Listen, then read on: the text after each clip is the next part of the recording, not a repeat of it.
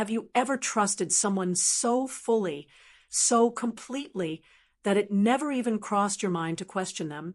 I'm not talking about a stranger. I'm talking about your own flesh and blood. The person you changed diapers for. The person you taught to tie their shoes. That was me with my son, Travis. For 10 years, my life ran on a schedule that was as reliable as the sunrise. Every single Friday morning, at exactly 10 a.m., Travis would walk out the front door of my house with a black leather folder tucked under his arm. Rain, snow, or shine, it didn't matter. He was a creature of habit. He would get into his sedan, back out of the driveway, and drive 3 miles to the First National Bank on Main Street. I used to watch him go from the kitchen window. I'd have my coffee in hand, feeling a swelling of pride in my chest.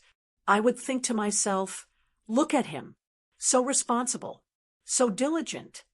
I told my friends at the senior center about it. I bragged about him. I said, my Travis handles everything.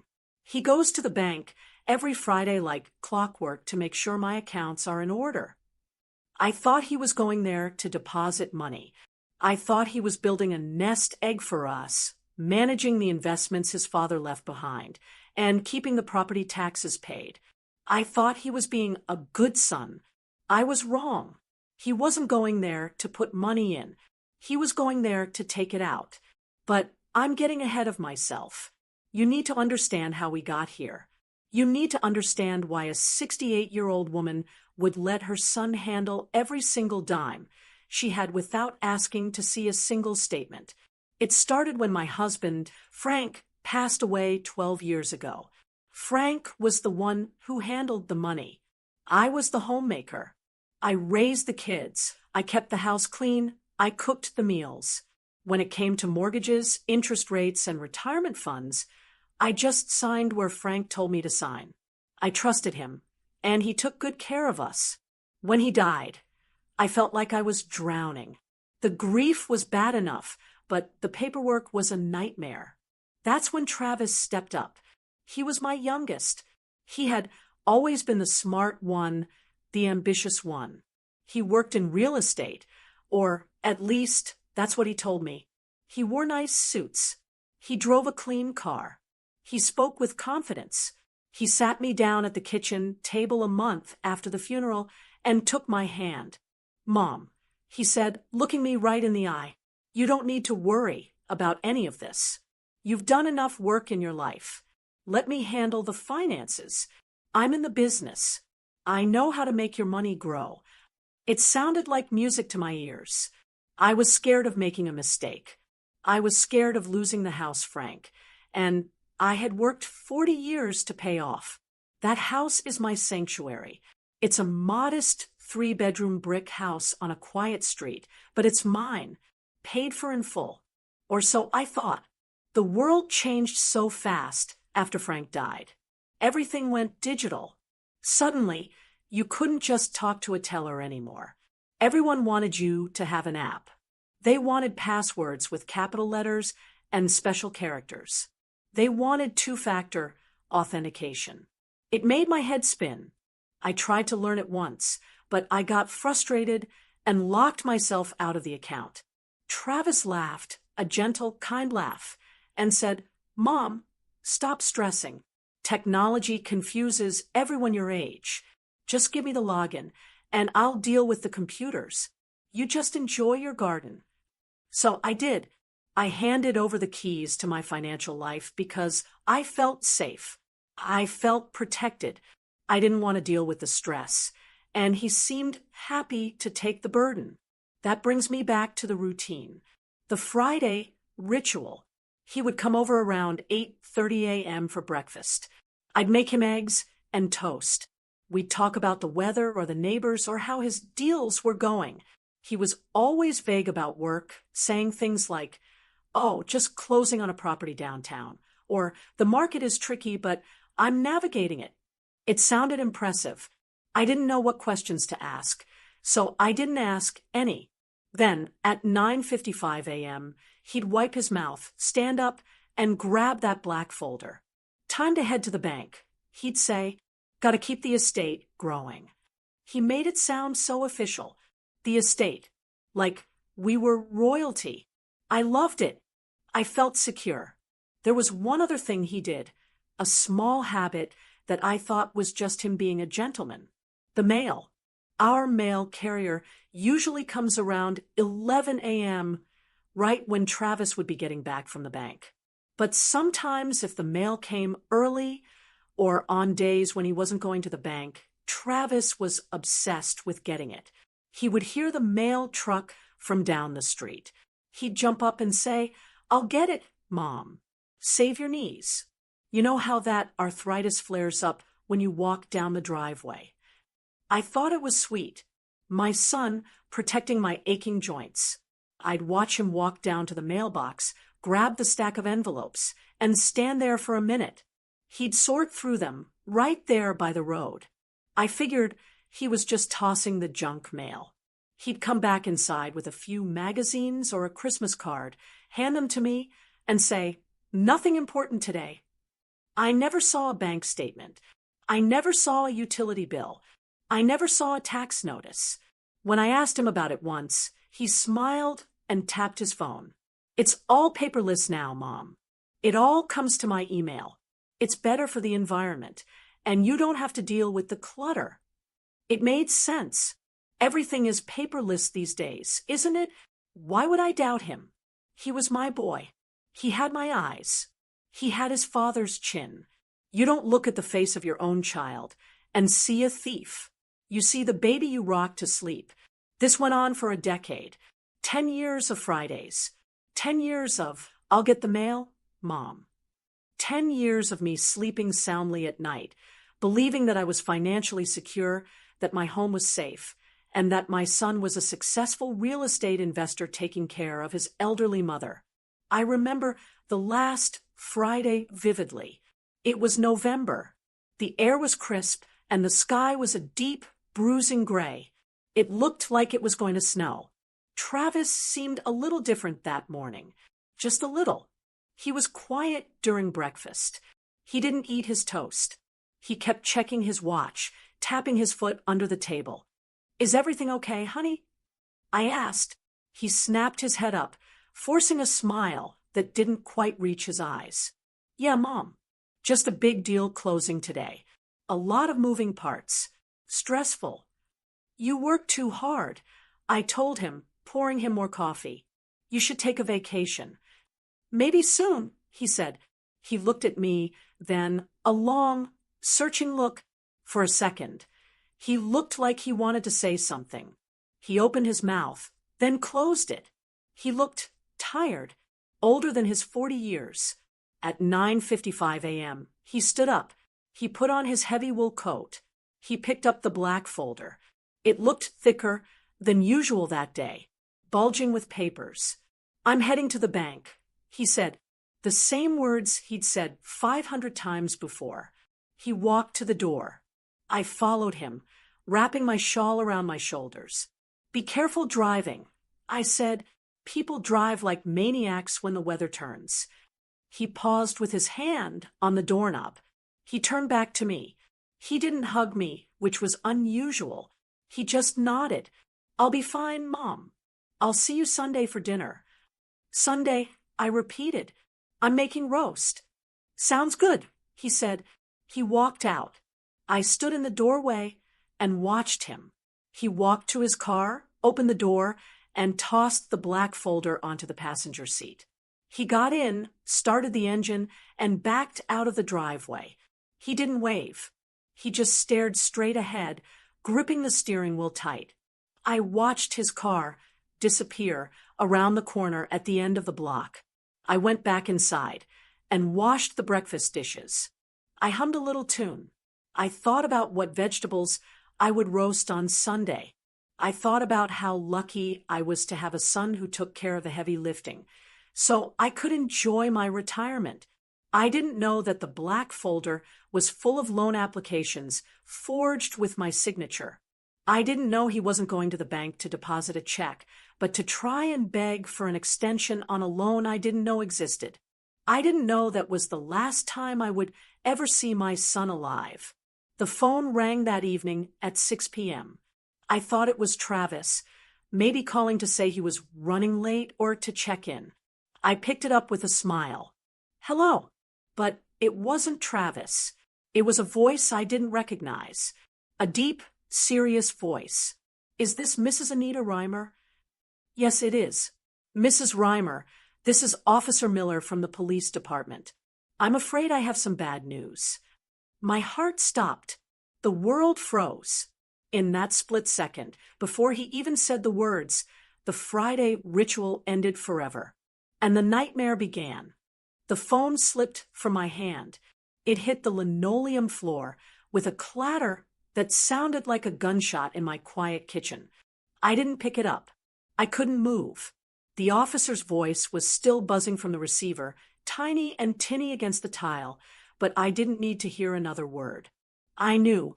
A mother always knows. They say your life flashes before your eyes when you die, but when your child dies, it's their life that flashes before yours. I saw Travis as a toddler running in the grass. I saw him graduating high school. I saw him walking out the door that very morning with his black folder. He didn't die on a business trip to New York. He didn't die in a plane crash. He died 3 blocks away. The officer told me later, when he came to the house and sat on my floral sofa, twisting his cap in his hands.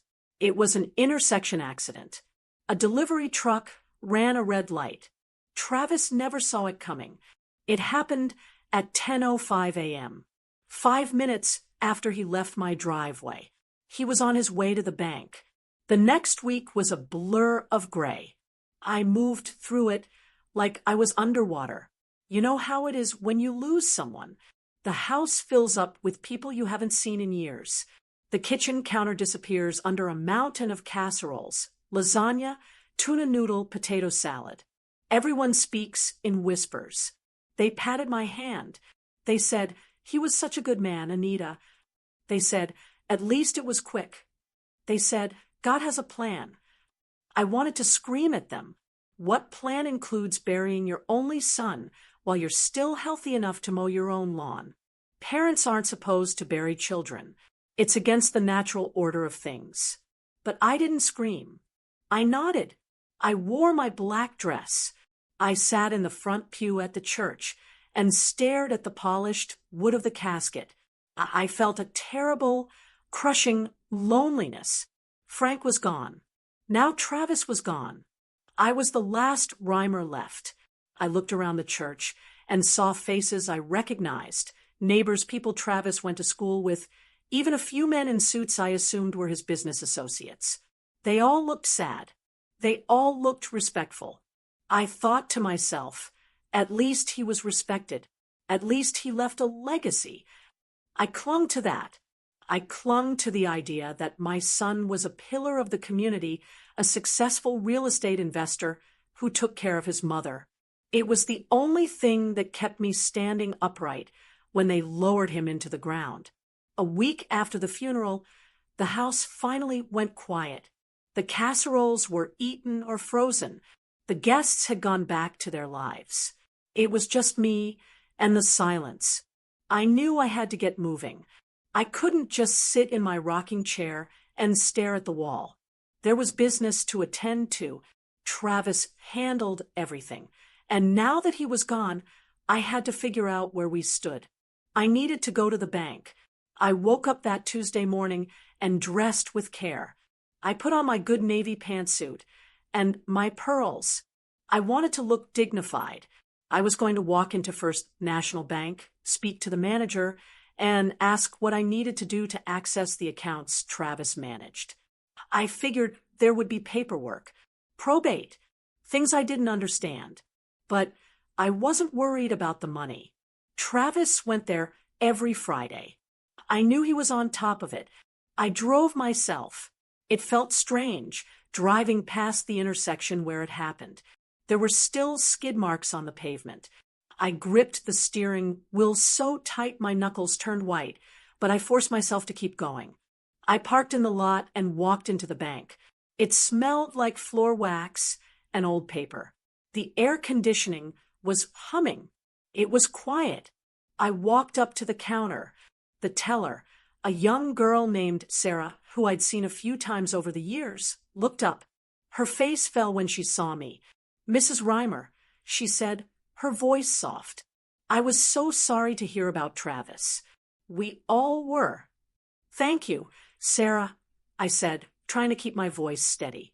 "It's been difficult, but life goes on. I need to speak to Mr. Henderson. I need to sort out Travis's affairs. He handled all my accounts, you know." Sarah glanced over her shoulder at the glass-walled office in the back. She looked nervous. "Of course. Let me get him." She hurried away. A moment later, Mr. Henderson came out. He was a tall man, balding, usually with a big politician's smile plastered on his face. But he wasn't smiling today. He looked tight, uncomfortable. He was adjusting his tie as he walked toward me. "Mrs. Reimer," he said, extending a hand. "My deepest condolences. Please come into my office." I followed him in and sat in the leather chair opposite his desk. He closed the door, which I thought was just for privacy. He sat down and sighed, shuffling some papers on his desk. He didn't look at me. He looked at the papers. "I assumed you would be coming in," he said. "I actually expected you sooner, given the urgency of the situation." I frowned. "Urgency? Well, I suppose death is urgent, Mr. Henderson, but we just buried him 3 days ago." He looked up then, and his expression confused me. It wasn't pity. It was confusion. Maybe even a little irritation. "No, Mrs. Reimer. I mean the urgency of the accounts. The arrears." The word hung in the air. Arrears. That's a word for people who don't pay their bills. That's a word for people who are irresponsible. "I don't understand," I said, clutching my purse tighter. "Travis came here every Friday. Every single Friday. At 10 a.m. He handled everything. If there was a fee for the funeral or something, just take it out of the savings." Mr. Henderson stopped shuffling papers. He took off his glasses and rubbed the bridge of his nose. "Mrs. Reimer," he said slowly, like he was talking to a child, "Travis did come here every Friday, but he wasn't making deposits. He was making withdrawals." I laughed. It was a short, nervous sound. "That's impossible. He managed my investments. He paid the bills. He was withdrawing the maximum daily limit from the ATMs. And on Fridays, he came in to withdraw cash from the teller to bypass the daily limit," Mr. Henderson said. His voice was flat. "We sent notices. We sent certified letters to your home address regarding the overdrafts and the loan delinquency." I never got any letters. I whispered. My mind flashed back to Travis walking down the driveway. "I'll get the mail? Mom, save your knees." My stomach dropped. The room started to spin a little. "The savings account is empty, Mrs. Reimer," Mr. Henderson continued. "The checking account is overdrawn by $4,000. But that's not the main concern. Empty? I couldn't breathe. All of it? Frank's life insurance. The retirement fund. Gone. Systematically withdrawn over the last 6 years." I sat there, frozen. I felt like I had been slapped. My good boy, my reliable Travis, he had been bleeding me dry. Every Friday, rain or shine. "But that's not why I was worried," Mr. Henderson said, leaning forward. "I'm talking about the safe deposit box. The rent on it is 3 months overdue. We were about to drill the lock, but since you're here—" "I don't have a safe deposit box," I said. My voice sounded hollow. "Frank and I never had one." "Travis opened one 4 years ago," Mr. Henderson said. He turned a computer monitor toward me. "It's a joint box, listed in the names of Travis Reimer and Anita Reimer." I looked at the screen. There was my signature, or at least it looked like my signature, but it was a little shaky. A little off.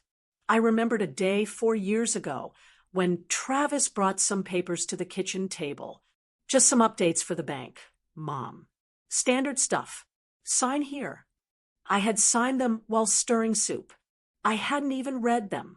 I didn't know. I whispered. Mr. Henderson opened a drawer and pulled out a key. Since you are the joint holder and the primary holder is deceased, you have the right to access the contents. But you will need to pay the overdue rental fee of $150 before we can take you to the vault. I stared at him. I had just found out my son had stolen everything I had, and this man wanted $150. I reached into my purse. My hands were shaking so badly I could barely open my wallet. I pulled out 3 $50 bills, my grocery money for the week. I placed them on the desk. Take me to the box, I said. Mr. Henderson nodded. He stood up and grabbed a large ring of keys. Follow me. Walking to the vault felt like walking to the gallows. The heavy steel door, the rows and rows of little metal drawers. It was cold in there. Silent. Mr. Henderson walked to box number 402. He inserted his master key. He waited for me to insert mine, but I didn't have one. We have the spare on file since Travis reported his lost last month, he mumbled, producing a second key. He turned both locks. Click, click. He slid the long metal box out and carried it to a small private viewing room. He set it on the table. I'll give you some privacy, he said, and closed the door. I was alone with the box. It was gray metal, cold to the touch. I didn't want to open it. I wanted to run out of the bank, drive home, and pretend none of this was happening. I wanted to go back to thinking Travis was a hero, but I couldn't. The truth was inside that box. I took a deep breath, my heart hammering against my ribs like a trapped bird. I lifted the lid. I expected to see cash. I hoped to see the money he had withdrawn. Maybe he was just hoarding it. Maybe he was paranoid about the economy, but the box wasn't full of money. It was full of paper, stacks of it, and on top of the stack was a photograph. I picked it up. My hands trembled. It was a picture of Travis. He was laughing, holding a glass of champagne. And he wasn't alone. He had his arm around a woman, a young, beautiful woman with blonde hair, and a smile that looked sharp enough to cut glass. They were standing on the balcony of a high-rise apartment, the city lights glittering behind them. I turned the photo over. On the back, in Travis's handwriting, it said, Our New View, 2023. I dropped the photo. I looked at the papers beneath it. Deeds, loan documents, foreclosure notices, and right there, staring up at me, was a document titled Second Mortgage. My knees gave out. I sank into the chair. The Friday ritual wasn't about taking care of me. It was about funding them. And I was the one paying the price. I sat in that small, airless viewing room for what felt like hours. The door was closed, shutting out the hum of the bank lobby, but the silence inside was deafening. It was just me, the gray metal box, and the pile of papers that was about to dismantle my entire life. I stared at the photograph again. The woman. She looked young enough to be Travis's daughter. Blonde hair, expensive teeth, a dress that looked like it cost more than my first car. And Travis, he looked different. He wasn't the tired, hard-working son who came over for eggs and toast. He looked like a playboy. He was holding a crystal flute of champagne, laughing with his head thrown back. They were standing on a balcony with a glass railing. Behind them, the city skyline glittered. I turned the photo over in my hands. My fingers felt numb, like I had been out in the snow, without gloves. I set it aside, face down. I couldn't look at it. I needed to see what else was in the box. I needed to understand this second mortgage document I had glimpsed. I reached into the metal container and pulled out the first thick stack of papers. It was clipped together with a heavy black binder clip. Home Equity Line of Credit Agreement. My eyes scanned the first page. The date was from 6 years ago. The amount. I had to put my reading glasses on to make sure I was seeing it right. $150,000. I flipped to the last page. There was my signature. Anita Reimer. It was my handwriting, but it looked rushed. I closed my eyes and tried to remember. 6 years ago, that was around the time Travis told me the bank needed to update the deed registration because of a county zoning change. He had brought the papers to the house. He had been in a rush. Just sign here, Mom. It's just bureaucratic nonsense to keep the property taxes down. I had signed it. I had signed away $150,000 of equity in my home because I didn't want to pay higher taxes. But that was just the beginning. I set that stack aside and reached for the next one. This one was newer, only 2 years old. Refinancing agreement and cash-out loan. The amount on this one made my breath hitch in my throat. $350,000. I did the math in my head, even though my brain felt like it was full of cotton. 150 plus 350. That was $500,000. My house, my sanctuary. Frank and I had bought that house in 1982. We paid it off in 2005. We had a burning party for the mortgage in the backyard. We drank cheap wine and watched the paper turn to ash in the grill. We were free. But now, according to these papers, I didn't own my house. The bank did. Again, I felt a wave of nausea roll over me. Why? Why would he do this? Where did the money go? I found the answer in the next document. It was a deed. Warranty deed. It was for a property I had never heard of. Unit 45B, the Sovereign Tower, 400 West Avenue. I knew that building. It was the tall glass needle they built downtown a few years ago. The kind of place where doormen wear hats and the lobby has marble floors. I read the text of the deed. Grantee, Anita Reimer. I blinked. I read it again. The condo was in my name. Then I saw the financing addendum attached to it. The purchase price was nearly the exact amount of the second loan he had taken out against my house. The pieces started to click together, forming a picture so ugly I wanted to look away. Travis hadn't just stolen my money. He had used my credit, my name, and the equity in my home to buy a luxury apartment. But he hadn't bought it for me. I had never seen it. I looked at the photo of the blonde woman again. He bought it for her. He used my house, the house where he grew up, the house his father worked himself into an early grave to pay for, as a piggy bank to buy a love nest for his mistress. I felt a flash of heat. Anger. It was the first time I felt anger instead of just grief. But then came the confusion. How? How did I not know? If there were loans, there were bills. If there were mortgages, there were monthly payments. If he hadn't been paying them, which Mr. Henderson said he hadn't, then where were the warnings? The bank doesn't just let you slide for months without saying a word. I looked back into the metal box. There was one last bundle at the very bottom. It wasn't legal documents. It was a stack of envelopes, wrapped tight with a thick red rubber band. They were all addressed to me, Mrs. Anita Reimer. The stamps on them were red. Urgent. Final notice. Notice of default. Intent to foreclose. I pulled the rubber band off.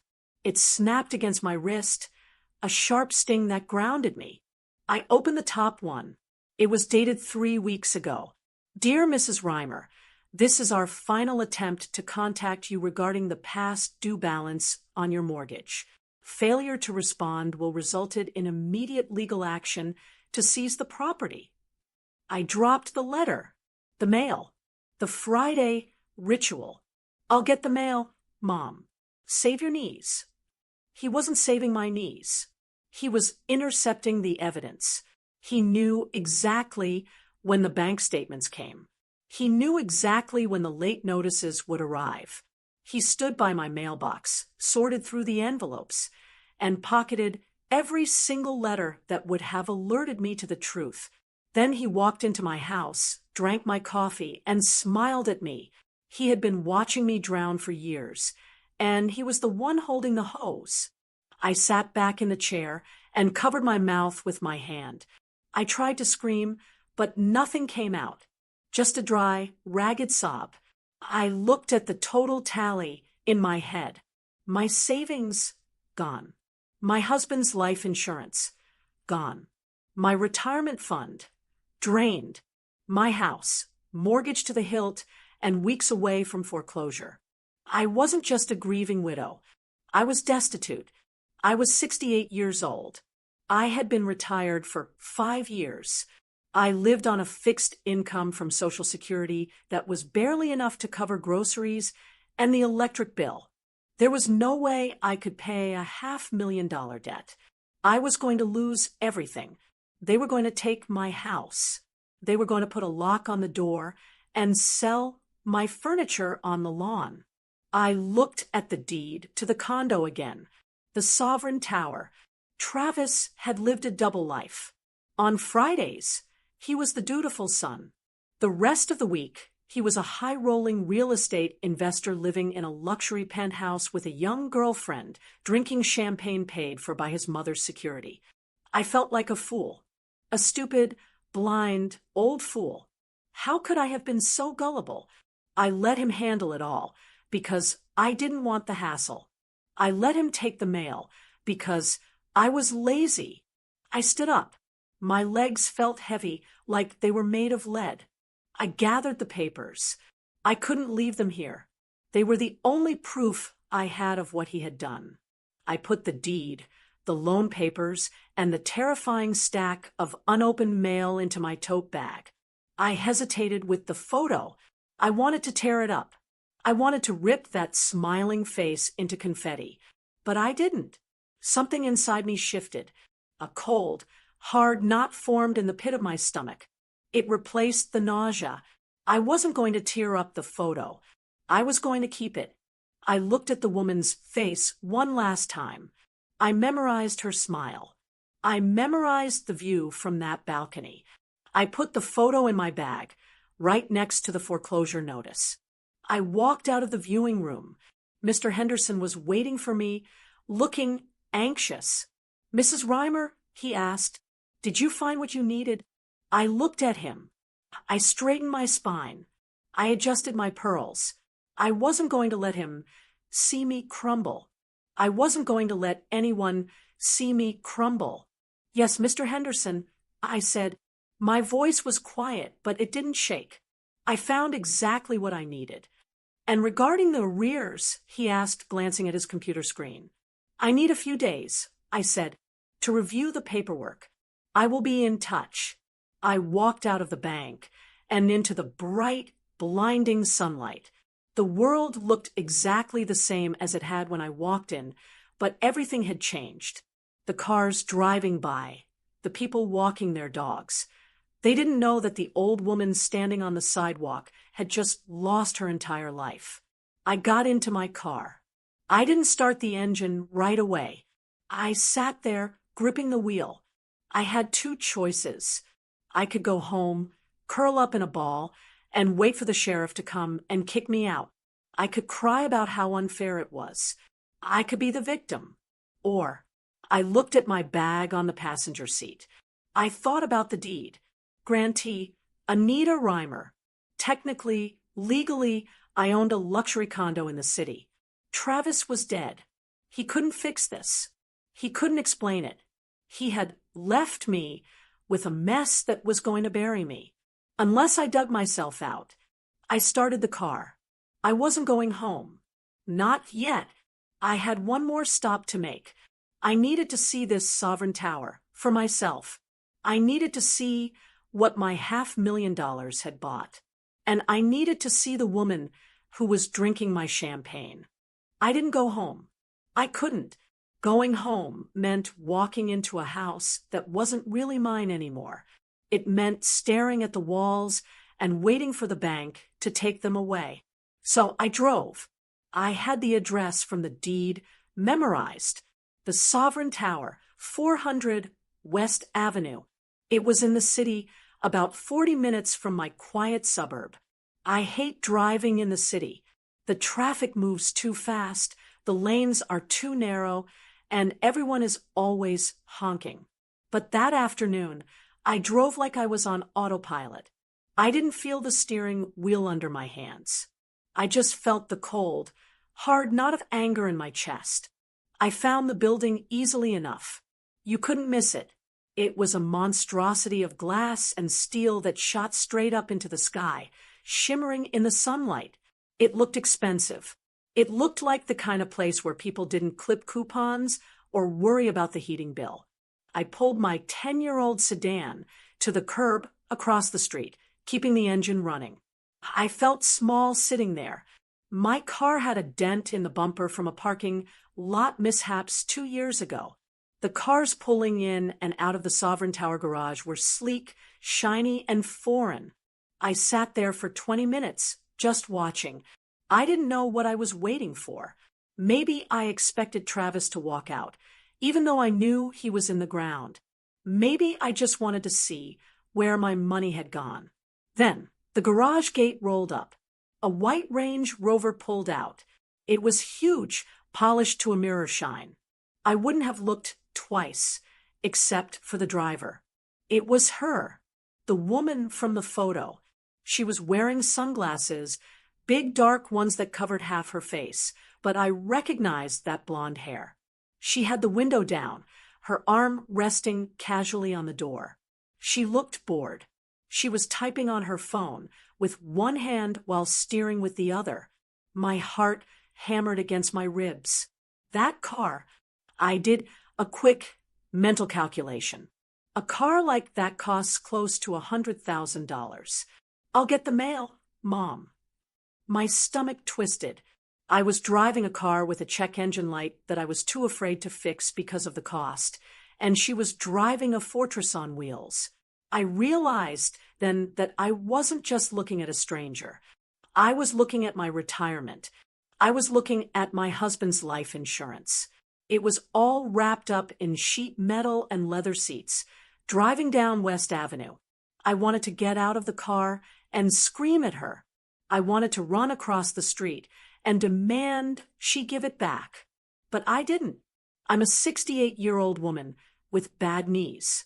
What was I going to do? Throw my purse at her? I watched her turn the corner and disappear into traffic. She looked so carefree. She didn't look like a woman mourning her boyfriend. She looked like a woman on her way to the mall. I took a deep breath and put the car in gear. I had seen enough, but I needed to hear the truth. I pulled into a gas station parking lot a few blocks away and turned off the engine. I reached into my purse and pulled out my little address book. I looked up the number for Mark. Mark was Travis's business partner. That's what Travis always called him. They had been friends since high school. Mark was a nice boy, or so I thought. He came to the funeral. He sat in the back. He looked guilty then. I realized now. He looked like a man holding a heavy secret. I dialed the number. Hello. Mark answered on the second ring. Mark, it's Anita, Travis's mother. There was a long pause on the other end. Oh, hi, Mrs. Reimer. How are you holding up? I'm not holding up, Mark. I said. My voice was sharp. I didn't have the energy for pleasantries. I'm sitting in my car with a box full of loan documents I didn't sign and a deed to a condo I didn't buy.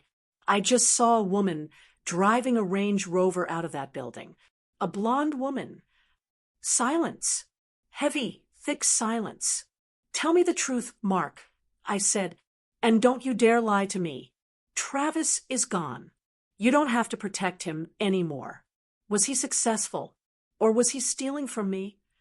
Mark let out a long, ragged sigh. Anita, listen. Travis, he loved you. He really did. That's not an answer. I snapped. Who is she? Her name is Kelsey, Mark said quietly. Kelsey Gray. And what was she to him? She was his girlfriend. But it was complicated, Mrs. Reimer. Travis was obsessed with her. She was younger. She hung out with a wealthy crowd. Travis wanted to fit in. He wanted to be the man she thought he was. So he used my money to play pretend? I asked, tears stinging my eyes. He was always chasing it, Mark admitted. He started with small loans, thinking he'd flip a property and pay it back before you noticed. But the deals went bad. And Kelsey, she has expensive taste. She threatened to leave him if he couldn't keep up the lifestyle. He was terrified of losing her. He started taking out bigger loans. He told me he had it under control. He told me he was going to fix it. He fixed nothing. I whispered. He left me with nothing. I told him to stop, Mark said, his voice breaking. I told him you were going to find out. But he said you trusted him. He said you never checked the accounts.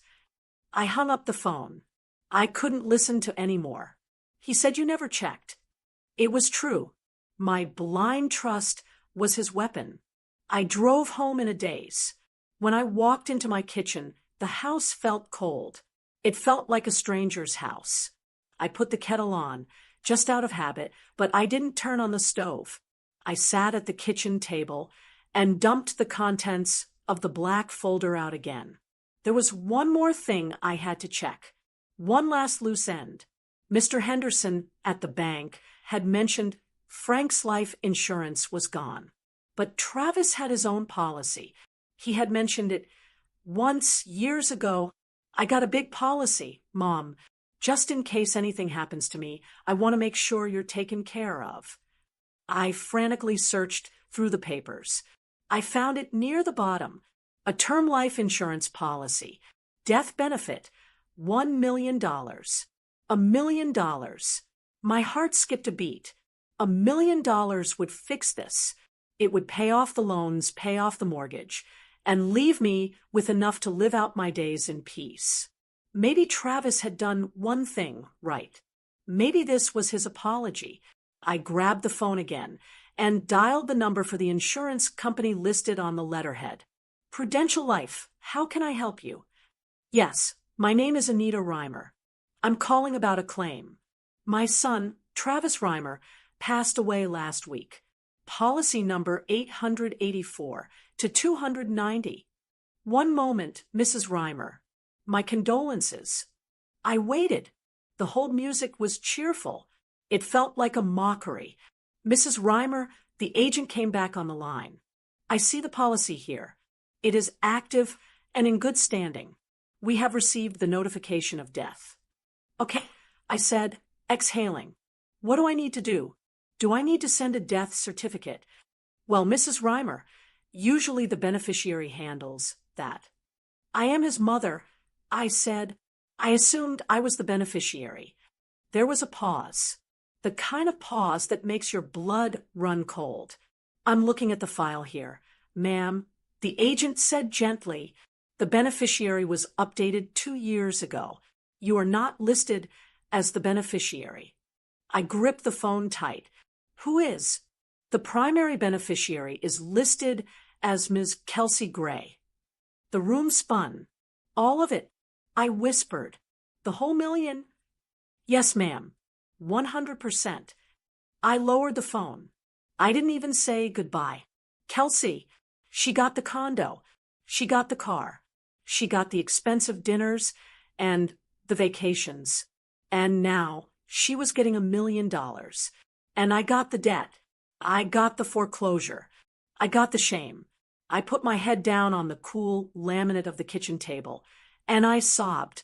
I cried for my son, the boy I thought I knew. I cried for my husband, who would be rolling over in his grave.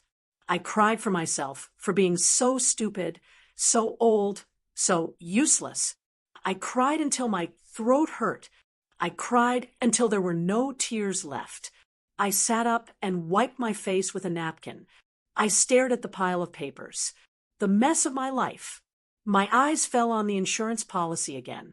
I looked at the date Travis had taken it out. Then I looked at the date on the refinancing agreement for my house, the one where he stole $350,000. The dates were 3 days apart. I froze. I pulled the papers closer. I put on my reading glasses. He took out the loan on my house on October 12th. He paid the annual premium for the life insurance policy on October 15th. A thought sparked in my brain. It was a small, dangerous thought. He used my money to pay for the policy that was paying her. If he hadn't stolen from me, that policy would have lapsed. That policy existed because of my equity. I looked at the date again. Then I reached for the deed to the condo. Grantee, Anita Reimer. But the beneficiary of the insurance was Kelsey Gray. I wasn't a lawyer. I was just a retired housewife. But I knew right from wrong. And I knew that you can't build a house on a foundation of sand. Travis had been sloppy. He was arrogant.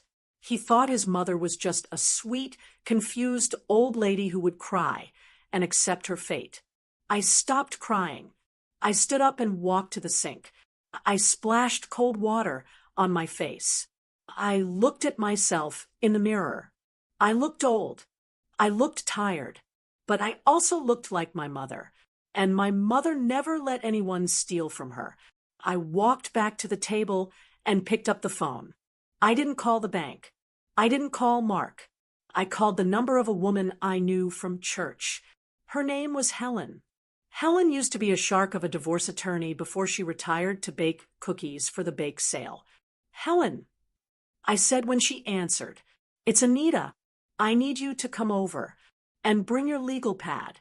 I think I own a condo in the city, and I'm about to evict a tenant." I drove straight to Helen's house. Helen, and I have been in the same Bible study group for 15 years.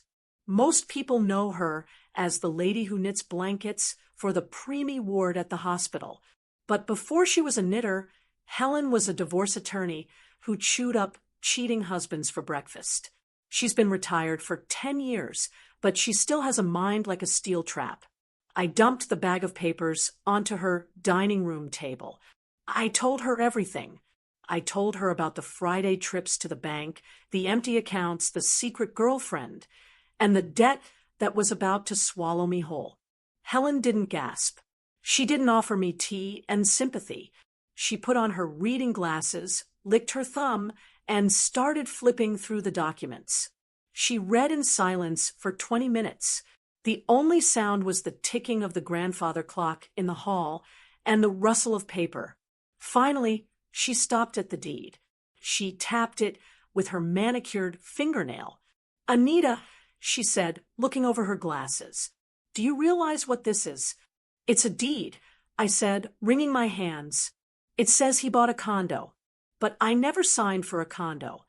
"No," she corrected me. "He used the loan, which was in your name, forged or not, to buy this property. And because the financing was in your name, he had to put the title in your name to make the bank happy.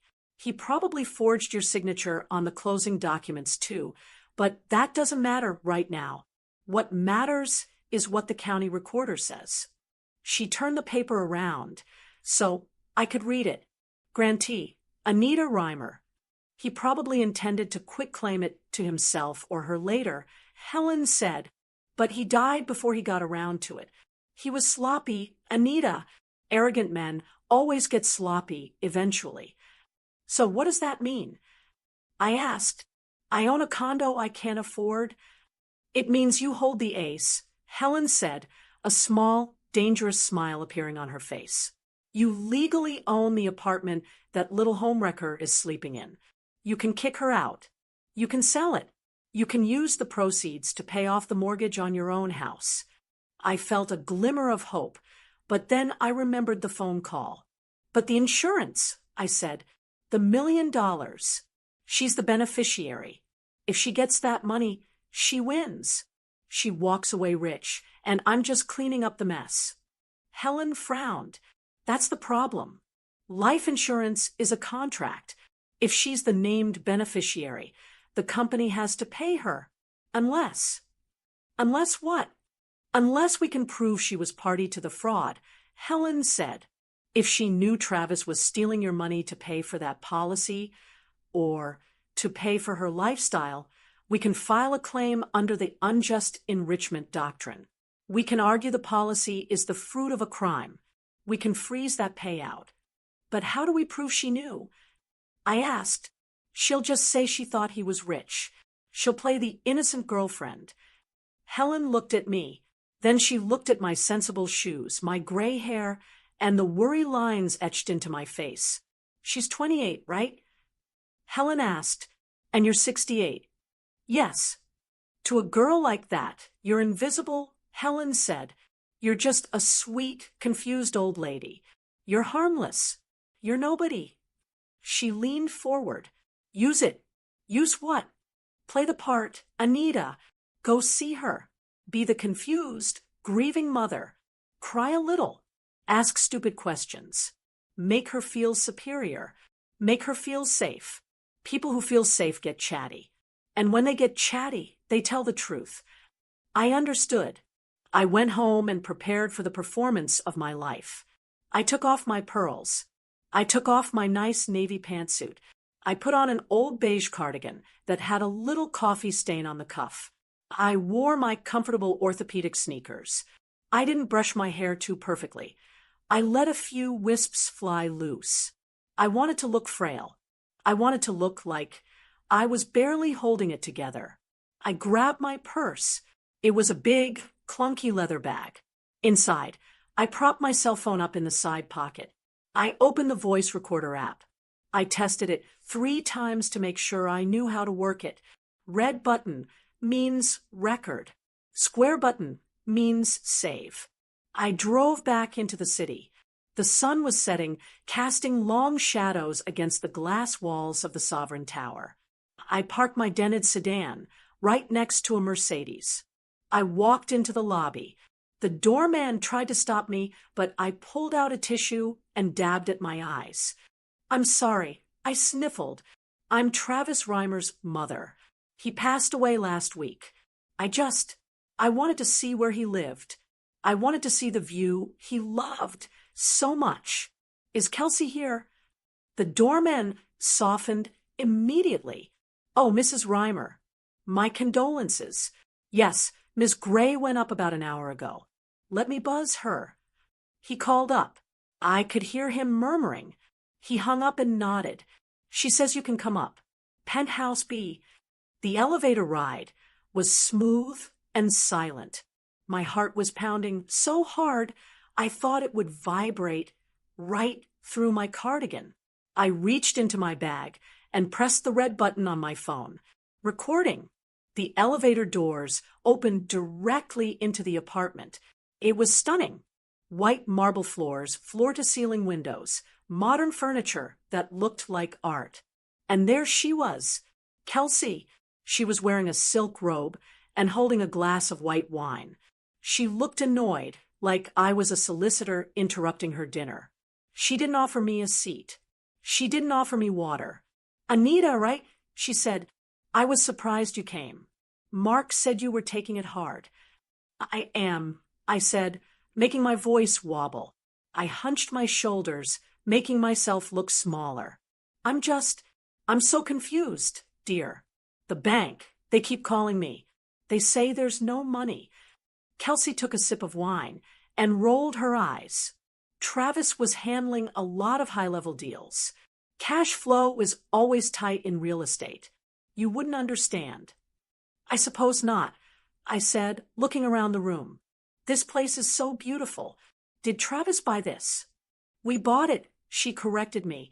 Well, he handled the paperwork. It was our home. I walked over to the window, keeping my purse open and aimed at her. He was such a good boy. He always told me he was taking care of things. But now, the bank says he took loans against my house. My little house. They say he used my credit. I turned to look at her, letting a tear slide down my cheek. Why would he do that, Kelsey? Why would he put his mother in debt? Kelsey sighed, a sound of pure exasperation. She set her wine glass down on a glass table with a sharp clink.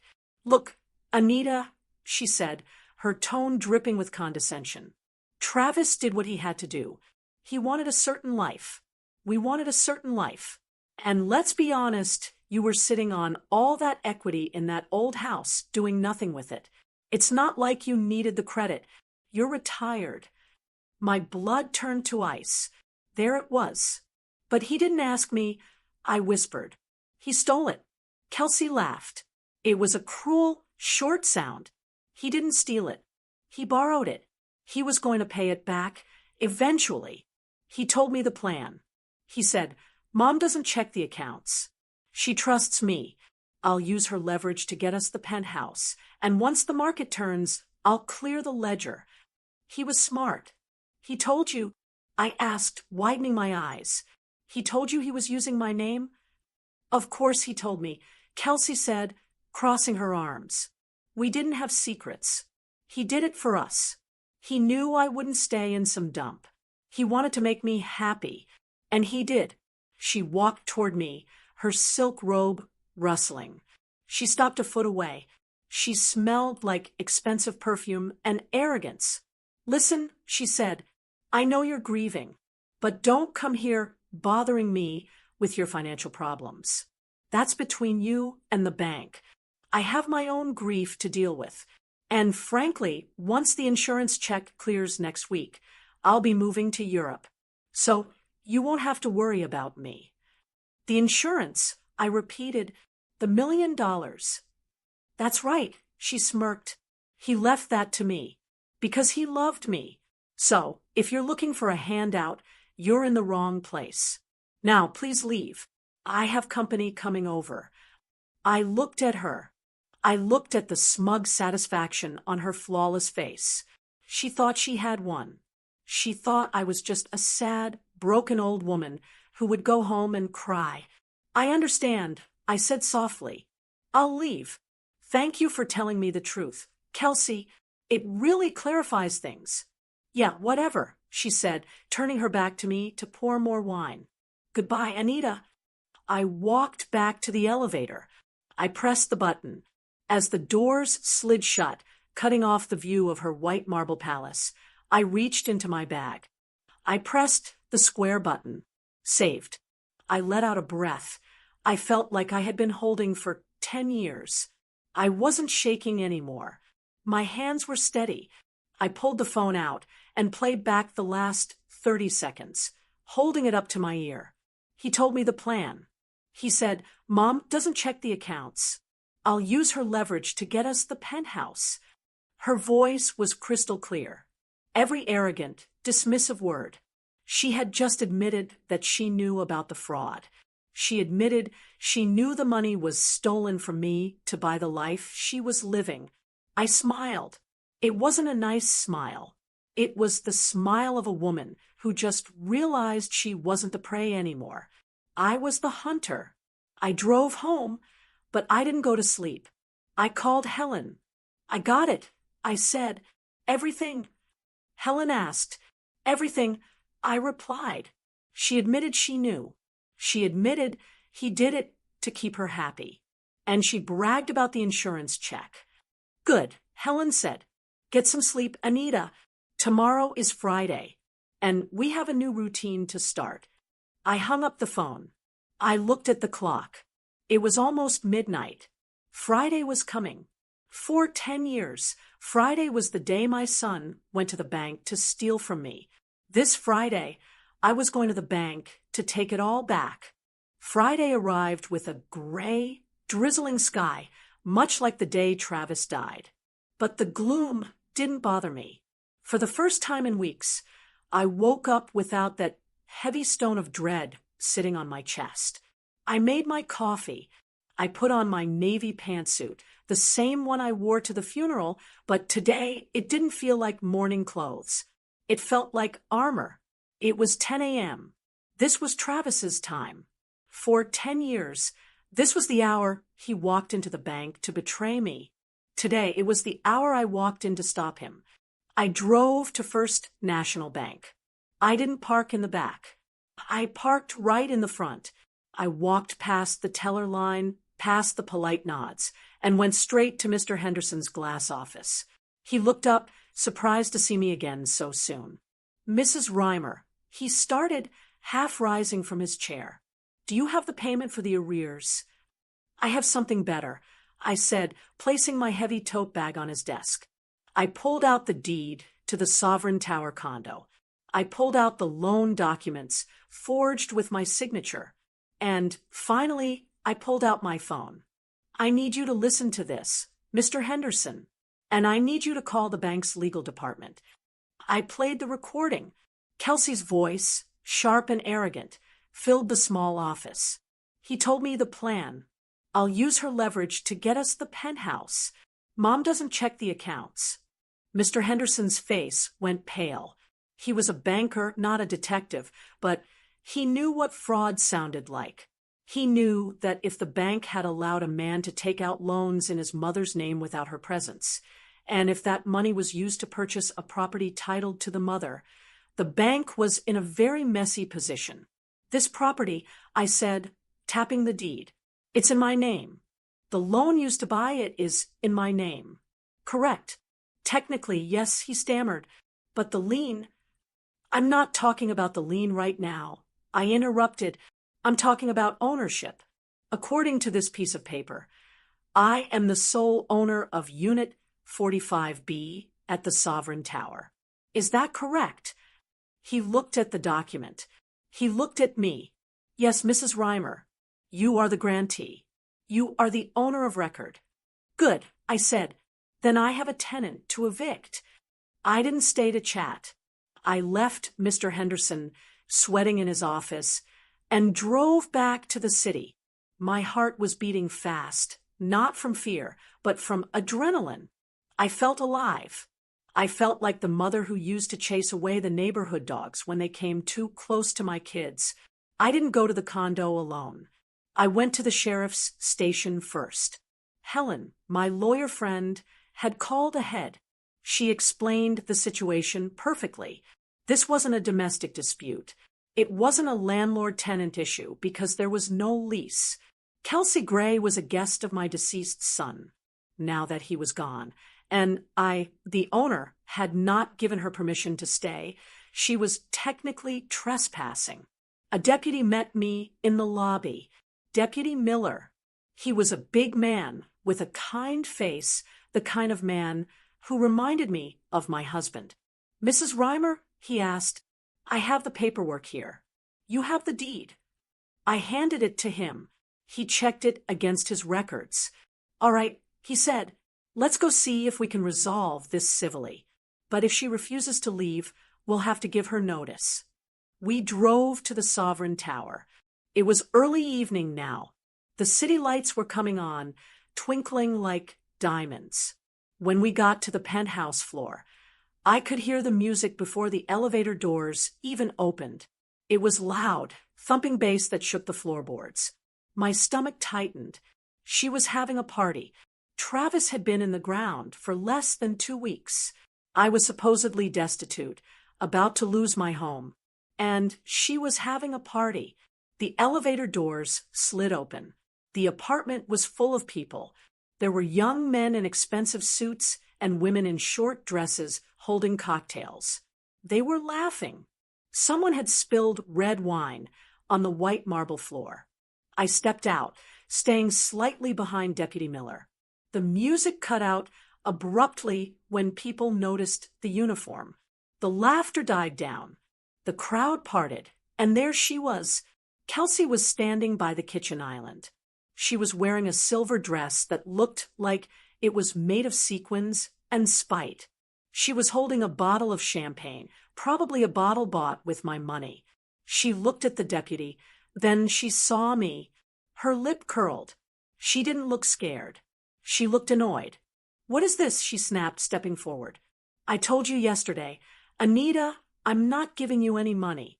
And why did you bring a cop? This is a private residence. Deputy Miller stepped forward, his thumbs hooked in his belt. Miss Kelsey Gray? Yes, she said, jutting her chin out. Who are you? I'm Deputy Miller with the County Sheriff's Office. I'm here to serve you with a notice to vacate. The room went dead silent. You could hear a pin drop. Kelsey laughed. She actually laughed. She looked around at her friends, seeking validation. Vacate? Are you kidding me? This is my apartment. My boyfriend bought it for us. Actually, ma'am, the deputy said, his voice calm and level. According to the county records and the deed provided, this property belongs to Mrs. Anita Reimer. He gestured to me. I stepped forward. I didn't hunch my shoulders this time. I didn't wobble. I stood tall. This is my house, Kelsey, I said. My voice was steady. And I want you out. Kelsey's face turned a blotchy red. The arrogance cracked, revealing the panic underneath. You're lying, she screamed. She pointed a manicured finger at me. Travis bought this. He put it in. He used the... She stopped. She couldn't say it. She couldn't say, he used your stolen money in front of the police and her friends. He put the title in my name. I finished for her. Because he used my credit.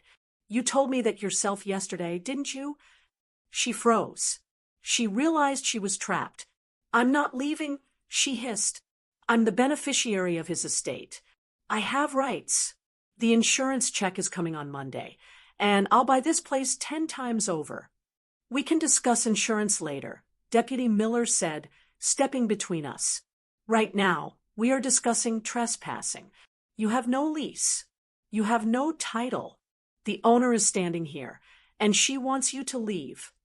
This is M.Y. House, she screamed, slamming the champagne bottle down on the counter. It shattered, sending glass and foam everywhere. Get out. All of you, get out. Not according to the deed. The deputy said, unbothered by her tantrum. He pulled a piece of paper from his clip. This is a 24-hour notice. You have until 6 p.m. tomorrow to remove your personal belongings and vacate the premises. If you are still here at 6:01 p.m., you will be arrested for criminal trespassing. Kelsey looked at the paper, then at her friends. They were all backing away, avoiding eye contact. They smelled the trouble. They were fair-weather friends, and the weather had just turned stormy. You can't do this, she whispered, tears of rage welling up in her eyes. She looked at me. You're a cruel old witch. I'm a mother, I said softly, and I'm cleaning up my son's mess. Start packing, Kelsey. I turned around and pressed the elevator button. I didn't wait to see her reaction. I didn't need to. I heard the sobbing start as the doors closed. I rode the elevator down in silence. Deputy Miller tipped his hat to me in the lobby. I'll have a cruiser come by tomorrow at 6, Mrs. Reimer, to ensure the property is secure. Thank you, Deputy, I said. I walked out to my car. It was dark now. The city air was cold, but for the first time in 10 years, I felt warm. I had taken back the house, but I wasn't done yet. She still thought she was getting the $1 million on Monday. She thought she could take that money and run to Europe. She didn't know that I had one more stop to make. Monday morning wasn't going to be payday for Kelsey Gray. It was going to be Judgment Day. Anita finally stood up for herself when the world tried to make her invisible. If seeing a woman reclaim her dignity isn't worth a single click to subscribe, I honestly don't know what is. If you're going to walk away, now, at least tell me in the comments why my hard work doesn't deserve your support. Don't just shut the door on us. Monday morning arrived with a clear blue sky. It was the kind of crisp, bright day that makes you feel like anything is possible. I woke up at 6 a.m., but I didn't feel tired. I felt focused. I made my bed, smoothing out the quilt. I had a light breakfast. I checked my purse 3 times to make sure I had the phone, the charger, and the paperwork. Helen picked me up at 8:30 a.m. She was wearing her courtroom suit, a sharp charcoal blazer that meant business. She didn't say much as we drove into the city, just patted my hand once and said, "Ready?" I was ready 10 years ago. I said, I just didn't know it. We arrived at the Prudential Life Insurance offices at 9 a.m. sharp. It was a different building than the bank or the condo. This one was all polished wood and hushed voices. We checked in at the front desk and took a seat in the waiting area. I sat with my hands folded in my lap. I watched the clock on the wall. Tick, tick, tick. At 9:15 a.m., the glass doors swung open. Kelsey walked in. She looked different than she had on Saturday night. The arrogance was still there, but it was brittle now. She was wearing big sunglasses, even though we were inside.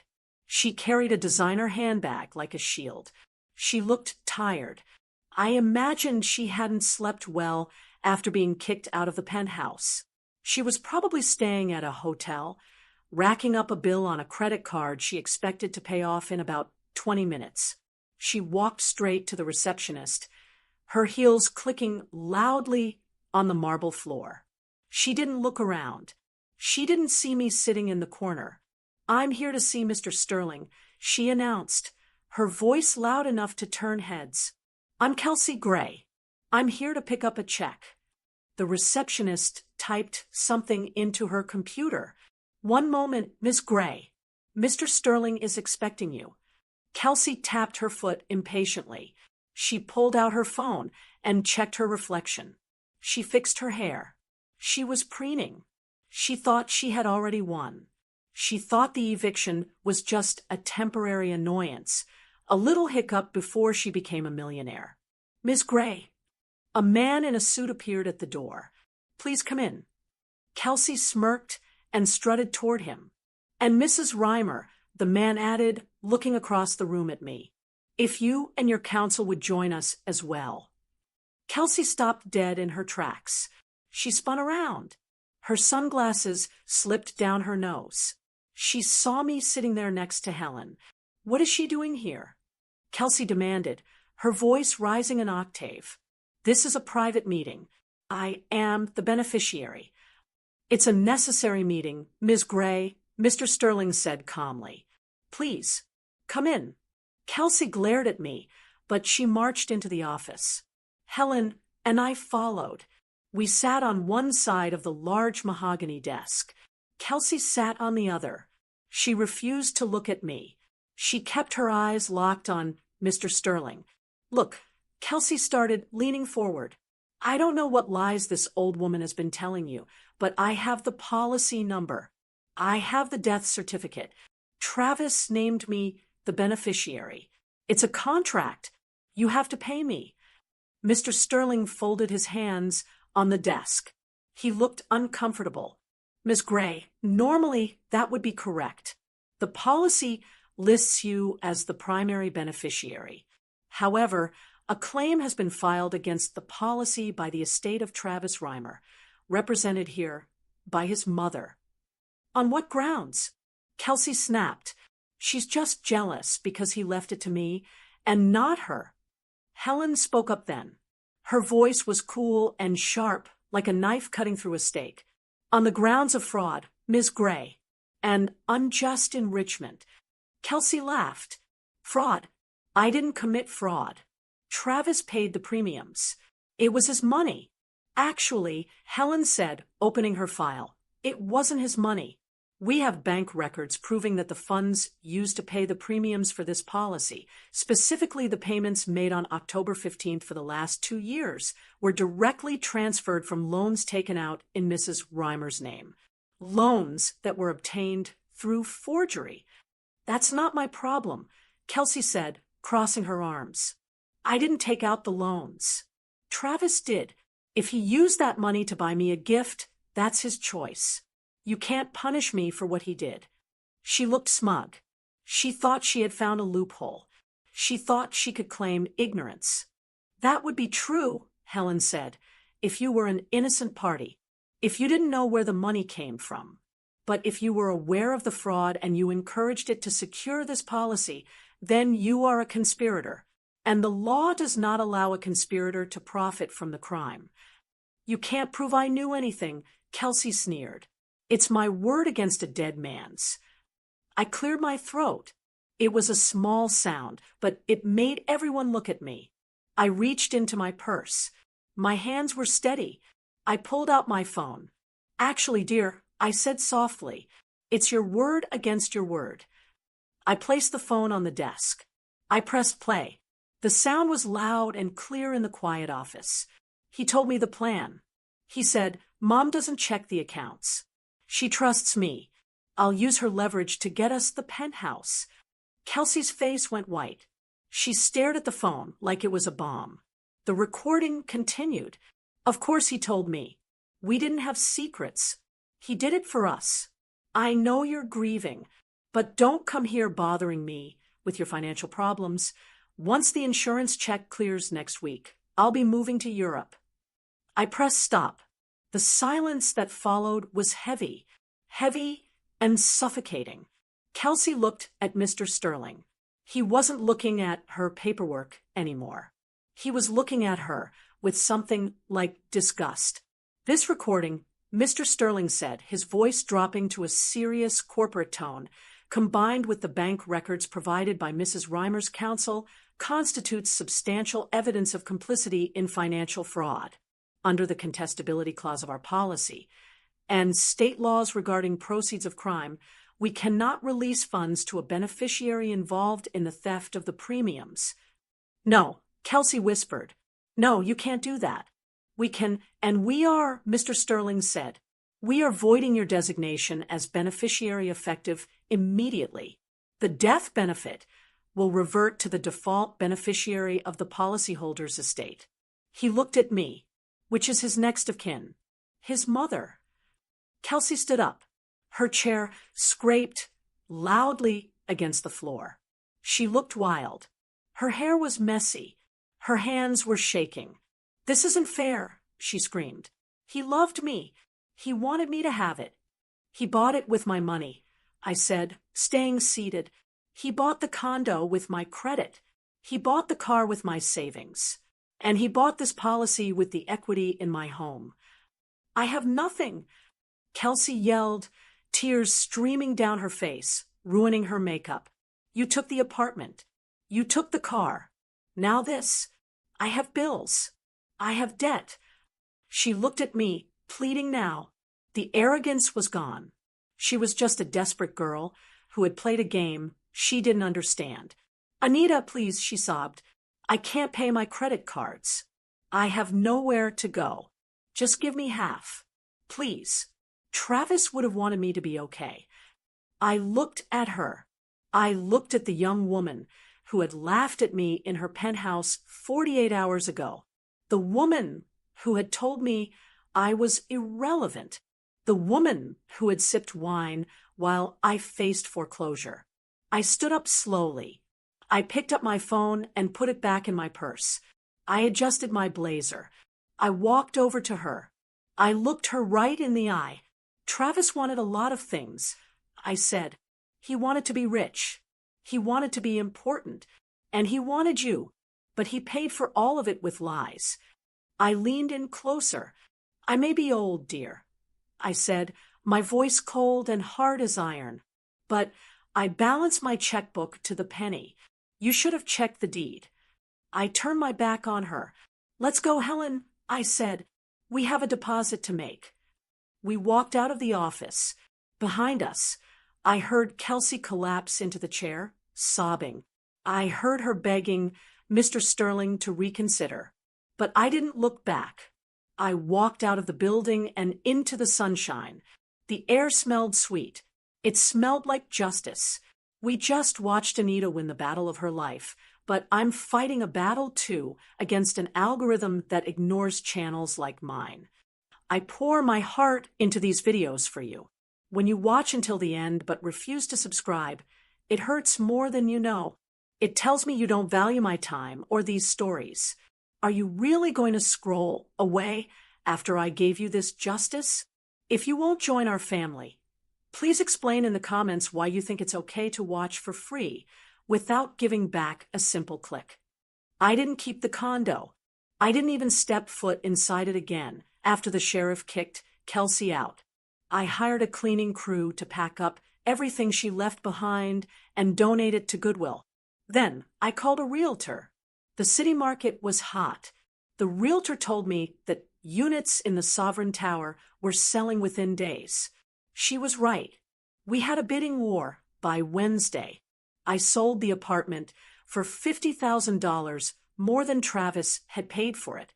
Between the sale of the condo and the insurance payout, I had a bank balance that looked like a phone number. It was more money than Frank and I had ever seen in our entire lives. But I didn't look at it as wealth. I looked at it as a shield. The first check I wrote was to the bank. I walked into Mr. Henderson's office one last time. I didn't sit down. I just slid the check across his desk. It covered the mortgages, the personal loans, the credit cards, and the overdraft fees. Every single cent Travis had stolen. Pay it off, I told him. And I want the release of lien documents in my hand today. I'm not leaving this chair until I hold the paper that says my house belongs to me again. Mr. Henderson moved faster than I'd ever seen him move. He typed, he printed, he stamped. When he handed me that document, I felt a weight lift off my shoulders that was heavier than the world. My house was safe. My sanctuary was mine again. I didn't stop there. I closed every joint account. I shredded every credit card. I updated my will.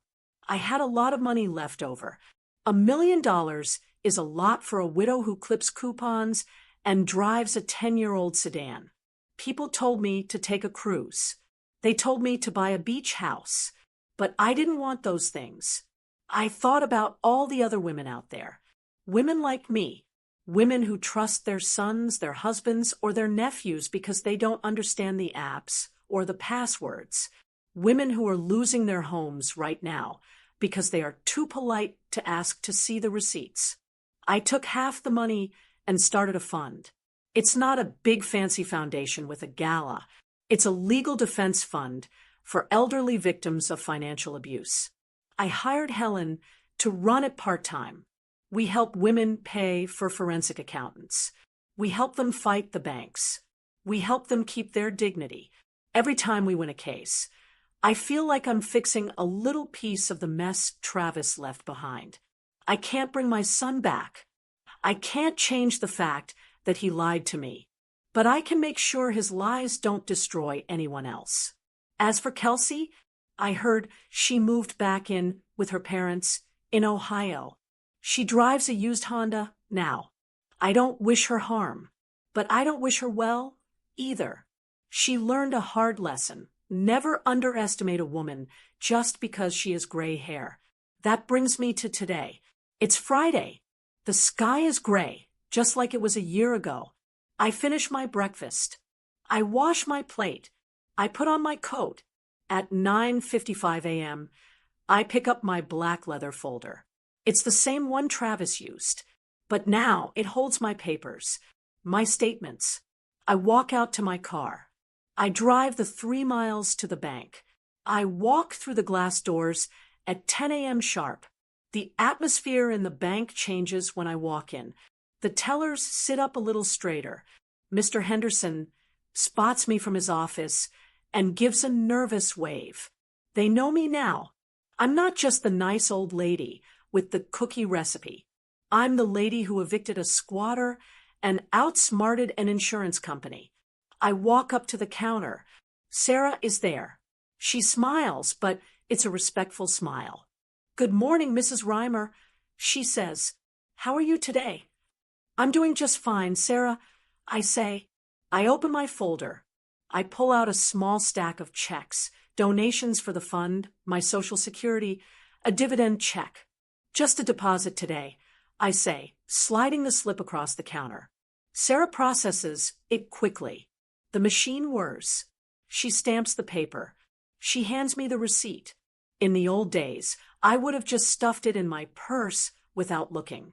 I would have trusted that the machine was right. I would have trusted that the world was fair. But I'm not that woman anymore. I put on my reading glasses. I lift the receipt up to the light. I check the date. I check the amount. I check the balance. I read every single zero. The line behind me is getting long. Someone clears their throat impatiently. I don't care. I take my time. When I'm satisfied, I fold the receipt carefully and put it in my wallet. Thank you, Sarah, I say. Looks correct. I turn around and walk out the door. The air is cool on my face. I get into my car and drive home. I have a garden to tend to. I have a life to live. A life that is fully, completely mine. I love my son. I miss him every day. But I learned the hardest lesson a mother can learn. Love is unconditional. Trust is not. Do you know where your money is? Do you know whose name is on the deed to your house? It's not rude to ask. It's not mean to check. It's your life. Trust your family, love your children, but check the receipt. Trust, but verify. Did you like the story? And which city are you listening from? Let's meet in the comments. It took Anita 10 years to wake up and find her voice, but it only takes you 1 second to support this channel. If you leave now without subscribing, you're walking past me just like the people who ignored Anita's pain. Don't let older women remain invisible. If you honestly think this story and the hours of work I put into it isn't worth a free subscription, please tell me in the comments why you're choosing to turn your back on me. I'm listening, even if the rest of the world isn't. Thank you so much for your sweet support. I'm looking forward to your comments on the story. On the screen, you can see 4 new life stories that I highly recommend. There's so much more on my channel. See you in the next life story.